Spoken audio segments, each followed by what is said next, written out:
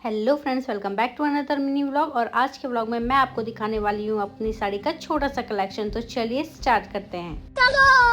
तो फिलहाल तो मेरे पास यही साड़ियों का कलेक्शन है। तो इन्हीं साड़ियों से मैं आपको बताऊंगी कि ये साड़ियाँ मुझे कब और कहाँ या फिर किसने गिफ्ट करी है। तो सबसे पहले है ये साड़ी मुझे मिली थी मेरी सगाई में। और उसके बाद ये साड़ी भी मेरी सगाई की साड़ी है।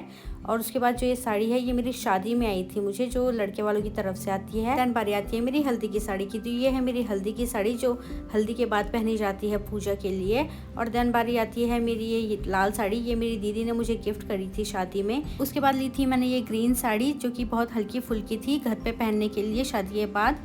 और उसके बाद ये येलो साड़ी थी, ये मेरी मम्मी ने मुझे गिफ्ट करी थी। और देन बारी आती है ये ग्रीन साड़ी की। तो ये मेरे हस्बैंड ने मुझे फर्स्ट करवा चौथ में गिफ्ट करी। और ये है मेरी फेवरेट साड़ी, इसको मैंने 8 से 10 बार पहन लिया है। और ये साड़ी है मेरी बहन की सगाई की, ये मेरी फेवरेट साड़ी में से एक है।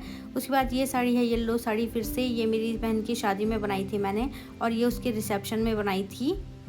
और ये वहाँ से गिफ्ट मिली है मुझे मेरी बहन के ससुराल वालों की तरफ से। देन ये साड़ी बनाई थी मैंने मेरी मौसी सास के बेटे की शादी में। आधी से ज़्यादा साड़ियाँ तो मैं अपनी लापता कर चुकी हूँ। उसके बाद ये बारी आती है मेरी जो अपनी मौसी है उनकी बेटी की शादी में बनाई थी मैंने अपनी बहन की शादी में। और ये साड़ी बनाई थी मैंने उसकी हल्दी में। ये देखिए, ये भी मेरी फेवरेट साड़ी में से एक है। अब मेरी नेक्स्ट साड़ी है ये, और ये साड़ी बनाई थी मैंने हमारे भतीजे की शादी में।